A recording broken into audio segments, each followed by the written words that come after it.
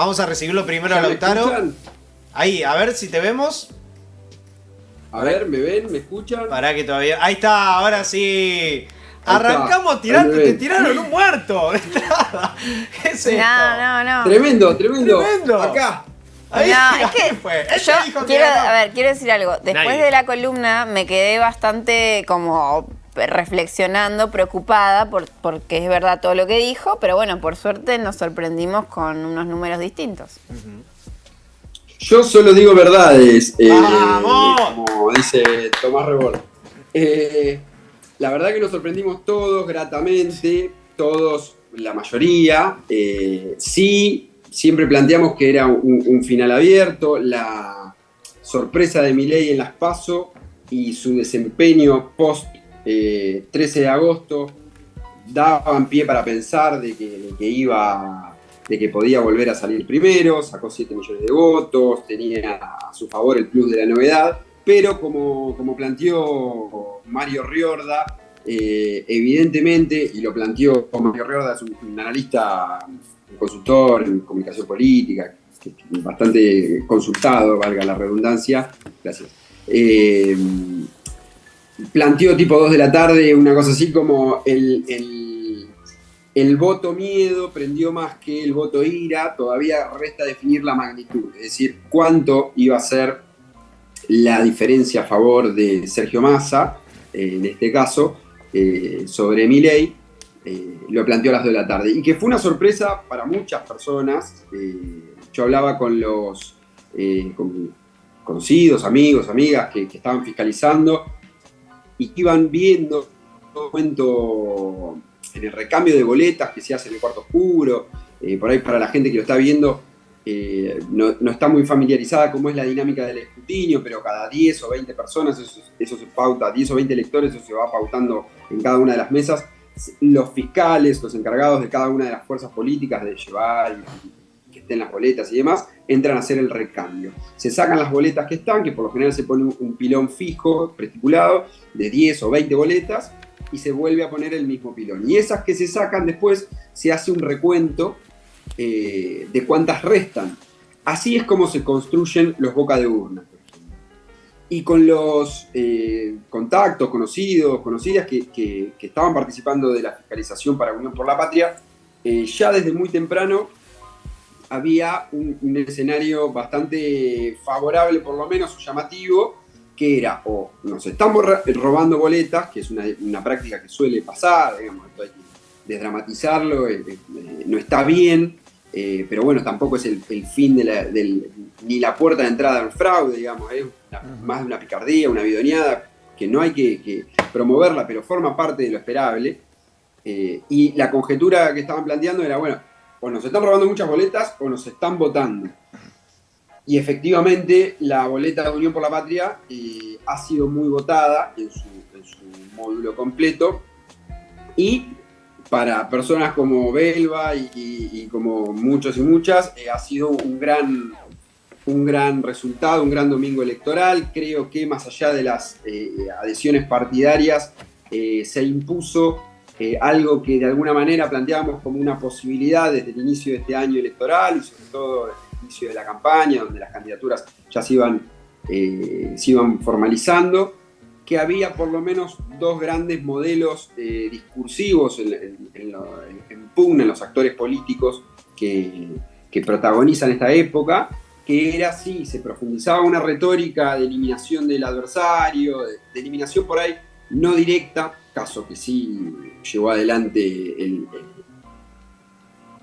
muchísimo más radicalizado, pero por lo menos de su reducción a la mínima expresión social y política, o una retórica más bien tendiente a lograr acuerdos en la diversidad, en la heterogeneidad de las expresiones sociales, políticas y económicas, en pos de poder salir justamente de la crisis económica en la que estamos, pero que además, como dice un poco el refrán o los flyers esos que andan circulando con frases inspiracionales, también es la oportunidad una crisis también es una oportunidad, ¿no? Sí. Recordemos qué sé yo, el contexto en el cual surgen, por mencionar, dos dos grandes políticas del gobierno de Cristina Fernández de Kirchner, la asignación universal por hijo y la reestatización del 51% de las acciones de YPF. Cada una de ellas se implementó, surgió de manera inesperada en el conjunto de la población en contextos de crisis política y económica muy notoria, digamos. El caso de la asignación universal por hijo fue una política para establecer un ingreso universal, es decir, un derecho para todos los sectores sociales, que ataca directamente, para los sectores sociales, mejor dicho, más bajos, que ataca directamente la conformación de la indigencia. Si uno mide, digamos, una cosa es ser pobre y otra cosa es ser indigente. Indigente es cuando no llegas a cubrir las necesidades básicas, cuando tenés las NBI, las necesidades básicas insatisfechas. Es una política que apunta ahí, pero que además tiene como condición de su cobro y de su asignación justamente, que los chicos y chicas destinatarios de esa política tengan las vacunas al día y estén escolarizados. Es decir, una política muy, muy integral. Claro, no es solamente económica. Como todo, exacto, y apunta justamente a establecer un piso económico, pero también unas obligaciones ciudadanas por parte de los progenitores o los adultos a cargo, de que esos chicos chicas estén vacunados, estén escolarizados y demás. La otra política muy importante que se planteó fue la reestatización del fondo de YPF. Dije del fondo porque estaba pensando también que la asignación universal por hijo también surge de un contexto de una crisis que fue, mejor dicho, surge por otra política que fue también impulsada en un contexto de crisis global. Estamos hablando de la crisis económica de 2008-2009, recuerdan la crisis de las hipotecas en Europa, en Estados Unidos, y que llevó a que en ese momento la presidenta Cristina Fernández, con su ministro de Economía, Amado Boudou, reestatizaran las AFJP. Eso le permitió, esto lo escribió Ricardo Arauzquín en ese momento, que es el rector de la Universidad de General Sarmiento, si no me equivoco, el economista, planteó que hubo dos reformas estructurales durante el gobierno de Cristina que permitieron hablar de un cambio realmente estructural en el Estado. Una es la estatización de los fondos de FJP, que se hizo en ese contexto, que permitió la constitución del Fondo de Garantía de Sustentabilidad, que permite la fortaleza fiscal del Estado, un término bastante, digamos que circula bastante, esto de las preocupaciones sobre las cuentas fiscales. Y que es lo que a su vez permitió después la aplicación de esta otra política, que es la asignación universal por hijo, surgió también en un contexto de crisis política, que fue la derrota del oficialismo en ese momento. Recordamos, Néstor Kirchner perdió las elecciones de Narváez, las elecciones legislativas, e inmediatamente a partir de esa crisis que se generaba, producto de esa derrota, salió el gobierno de ese entonces con esta iniciativa política. Y la otra fue la estatización de YPF, que surgió en el contexto de restricción externa, como se denomina históricamente al fenómeno de aumento de las importaciones por sobre la capacidad exportadora de nuestro país, de cualquier país, pero en el caso del nuestro, y que generó, digamos, lo que hoy es uno de los elementos más importantes y más auspiciosos de cara al futuro, pero también en el presente, que es la posibilidad de explotar vaca muerta y generar la autonomía energética en el marco de un proyecto de desarrollo industrial que necesariamente insume mayor energía, mayor gas, combustibles y demás, sumado, lógicamente, al derecho de toda la población de tener el acceso a las energías, a las energías, que aparte es un bien natural soberano nuestro. Creo que la situación actual generó también la posibilidad, volviendo y linkeando con esta crisis que puede ser la oportunidad, de establecer un momento de conducción política que ha quedado muy claro, sobre todo después de la PASO en adelante, en la figura de Sergio Massa, y es interesante esta lectura, ¿no? ¿Cuáles son las cualidades que tenía Sergio Massa antes de la elección? Esto un poco lo hablábamos en general, creo que lo mencionamos también en la columna, pero lo hablamos en otros ámbitos, familiares, de amigos y de otro laburo, de que, Sergio Massa reúne tres características, tres cualidades que lo hacían un candidato muy interesante, lo hacían una figura muy interesante para esta etapa de la Argentina, que lógicamente tiene que revalidar en el balotaje del 19 de noviembre, día del cumpleaños de la Ciudad de La Plata. Nosotros vamos a estar participando de las elecciones como ciudadanos, como fiscalizadores y demás, pero que esas cualidades es interesante repasarlas. Yo había planteado para la columna de hoy, más allá del análisis de datos, bueno, dónde se produjo este batacazo, este masazo, como se mencionaba.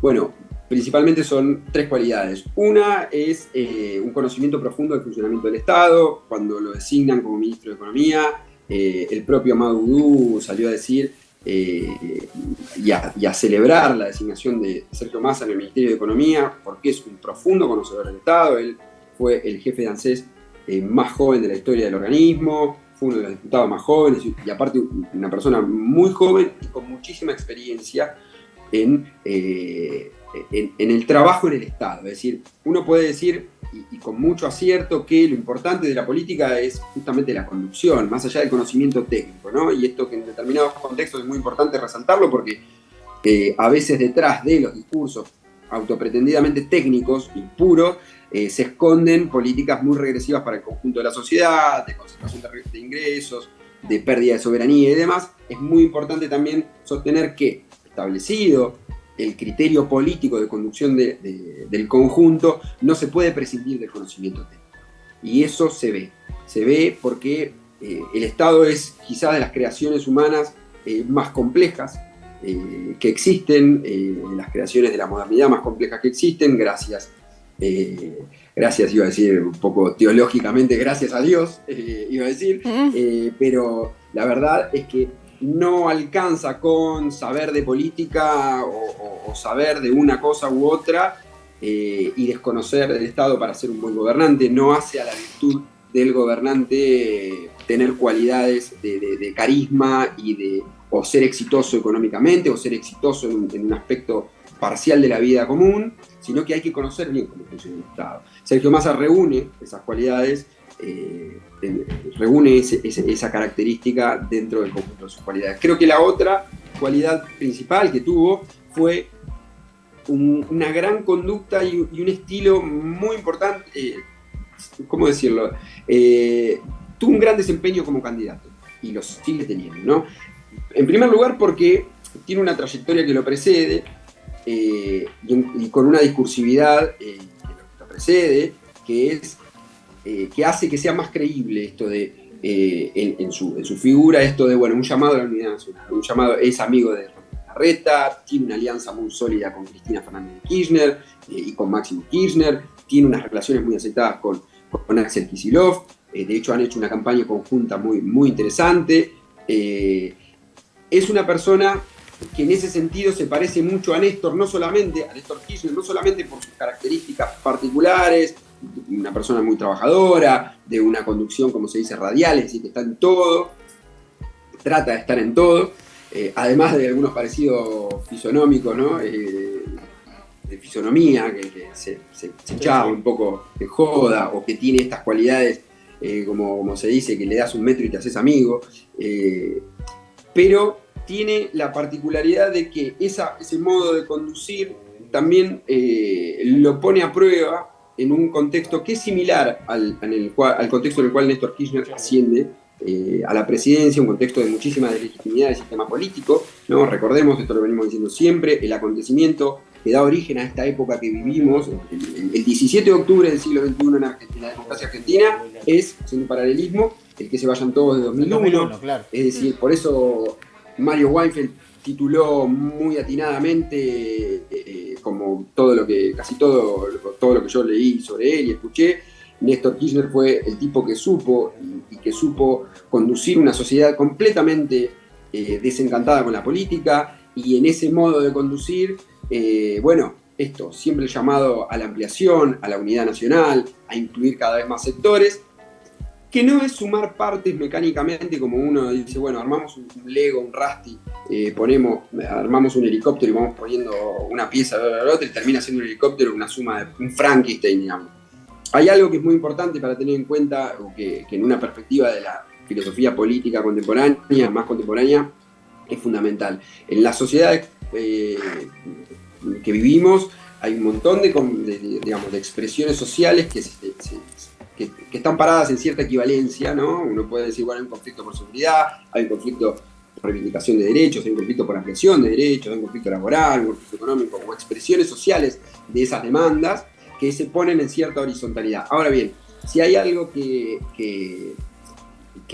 hace visible, que hace viable las transformaciones que esas demandas plantean, es el momento vertical, es el momento de la conducción de ese conflicto. Y esto es importante siempre aclararlo, porque se tiende a una simplificación de que todos son lo mismo y se agrupan, y creo que es el síntoma que podemos llegar a ver ahora en la experiencia, en este tramo de campaña que queda para el candidato Javier Milei. Ahora vamos a hablar un poquito de eso, que puede llegar a ser su límite.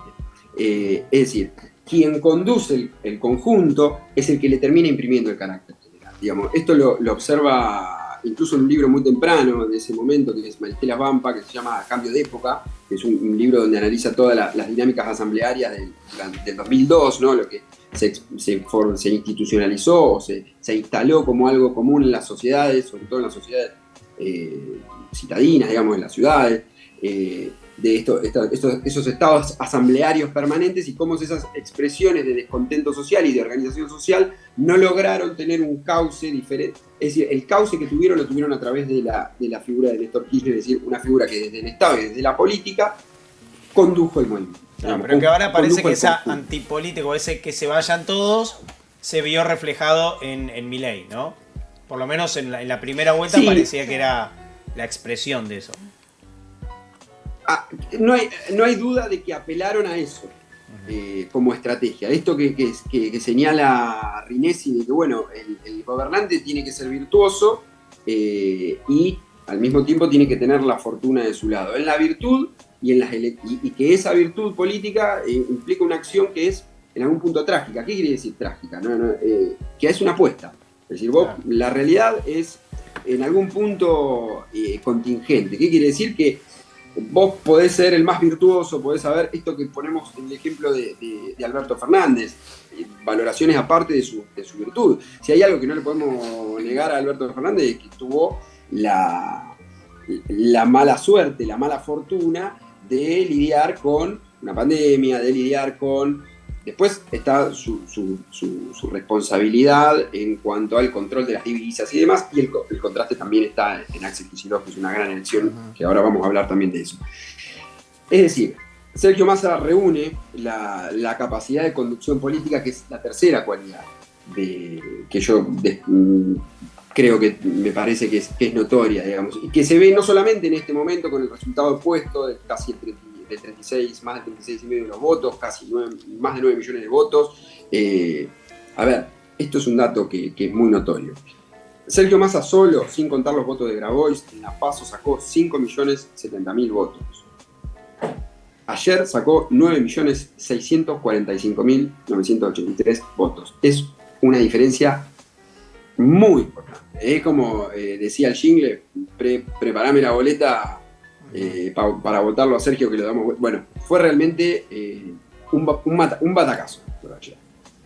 Y esto, digamos, no se ve solamente con el resultado opuesto, sino que se ve desde el momento en que él agarra el ministerio. Es decir, un colega, un amigo, compañero decía, al final Sergio renuncia a Guzmán, hacen que lo presionan a Guzmán para que renuncie, para que asuma Sergio Massa y aplique el mismo ajuste del FMI. Sí, hasta ahí. ¿Cuál es la diferencia? La diferencia está en el capital político que tenía Sergio Massa, y capital no en el sentido de, ¿cómo decirlo sin que suene chabacano? No en el sentido de poder solamente no, la estructura política en la manera de llevarlo a cabo, claro. Y en esta clave de la apuesta, que es una acción política, siempre tiene una dimensión de apuesta, lo que él se jugaba. O sea, si a Sergio Massa no le salía esta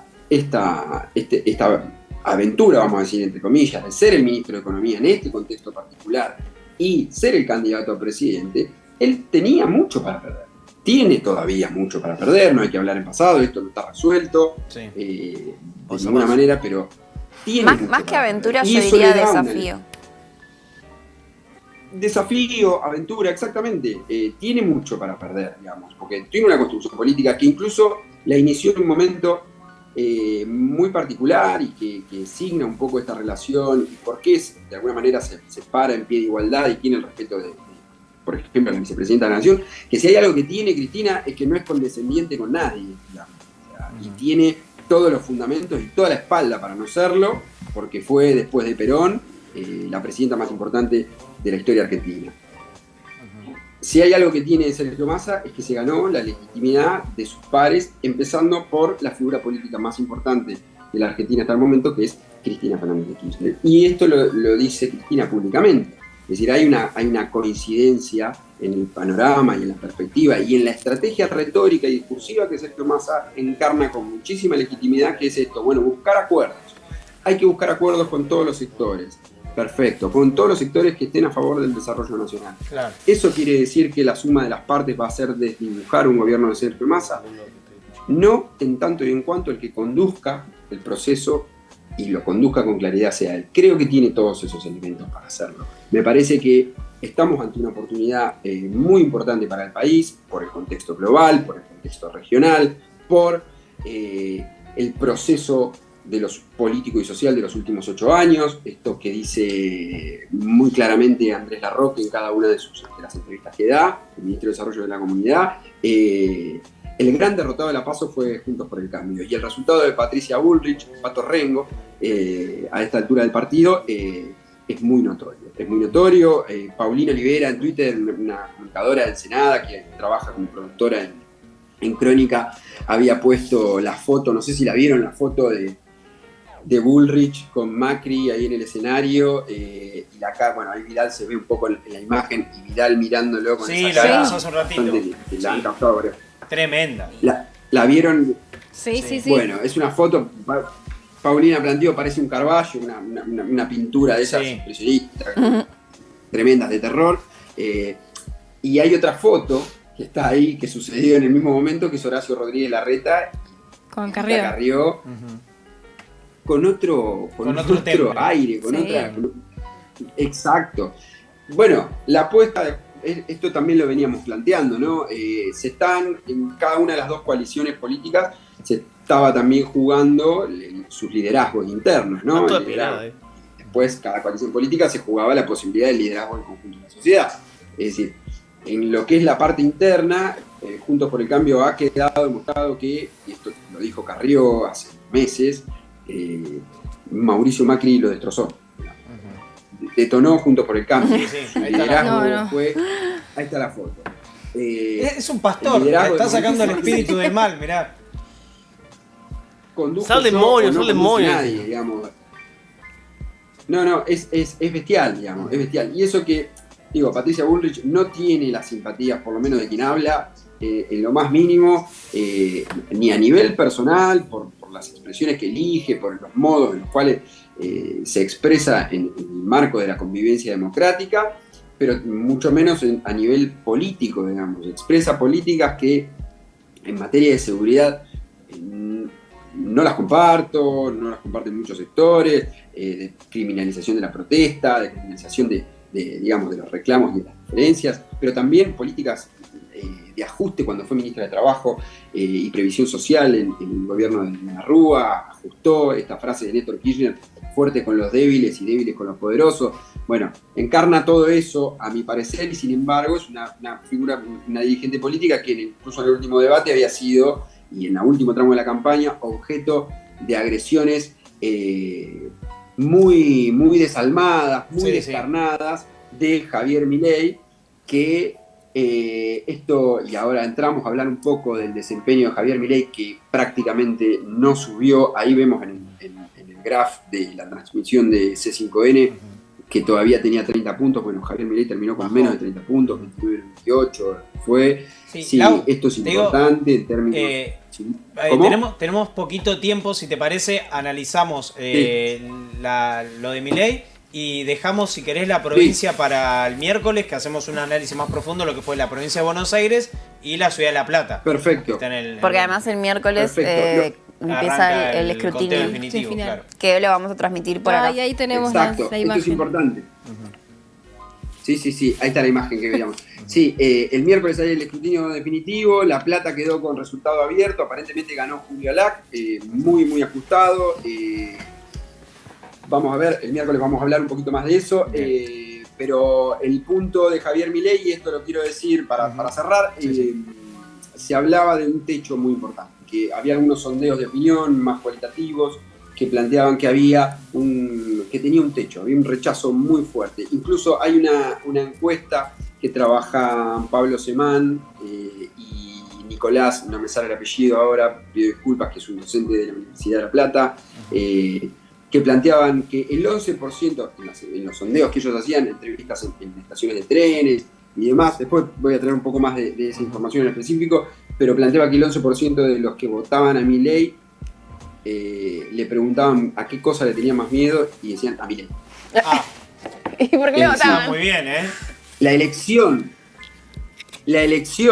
de radicalizar el discurso en términos violentos, Milei ahí no dejó sector al cual agredir en pie, no dejó ningún sector social irrelevante ni símbolo sin agredir, fue un completo fracaso.